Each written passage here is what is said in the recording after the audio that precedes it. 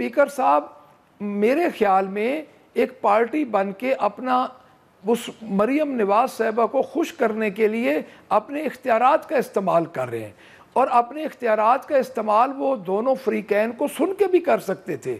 इतनी जल्दी क्या पड़ी थी? देखिए, बात ये है कि हम अपनी सीट्स पे खड़े होके हमने एहतजाज किया है। हुल्लड़बाजी तो आप ये देख लें कि आप उसके क्लिप्स उठवा लें कि कोई हम स्पीकर डायस पे गए हैं या हमने कोई ऐसी हुल्लड़बाजी की है।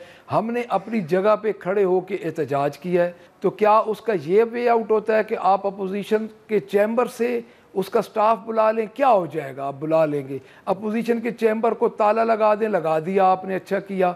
गाड़ी चलो वो हमने खुद ही भेज दी, आपने मंगवा ली, जो कुछ भी हुआ। लेकिन क्या ये अच्छा ना होता कि स्पीकर पंजाब असेंबली अपने आप को पार्टी ना बनाते और वो चीफ मिनिस्टर, जो कि हम कहते हैं कि फॉर्म 47 की जाली चीफ मिनिस्टर हैं, उनकी खुशनुदी हासिल करने के लिए बग़ैर सुने 11 MPs, जो कि मैं कहता हूं कि वो कस्टोडियन ऑफ द हाउस हैं और वो 11 MPs उस हाउस के मेंबर थे, तो पहले उनको नोटिस जारी करते और नोटिस जारी करके वो वीडियोस देखते, हमें हमारे भी बंदे देखते, तो फिर वो कोई उनके पास अख्तियार था, अमल करते। उन्होंने तो मार्शल लॉ वाला स्पीडी ट्रायल करके आनन फानन वो फ्लोर ऑफ द हाउस बता के गए कि मैं आपको स्पीकर बन के दिखाऊंगा, तो उन्होंने दिखा दिया। हमारे बंदे उन्होंने 11 जो हैं तो एक्सपेल कर दिए।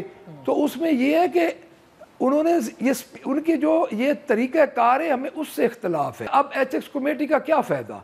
जब उन्होंने एक फ़ैसला कर दिया, एक उन्होंने मेंबर सस्पेंड कर दिए, तो एथिक्स कमेटी तो यही करेगी ना कि उधर जो एहतजाज अपोजिशन वाले करेंगे तो उनको सस्पेंड कर दी जाएगी। तो मेरे तो ख्याल में इस तकल्लुफ़ में पड़ने की क्या ज़रूरत है? एक दफ़ा ही सारे मेंबर सस्पेंड कर दें, उनकी जान भी छूट जाएगी कि अपोजिशन के बेंच सीट्स खाली होंगी, अपनी मर्ज़ी से वो बिल्डोज करके अपना बिजनेस चलाएँ।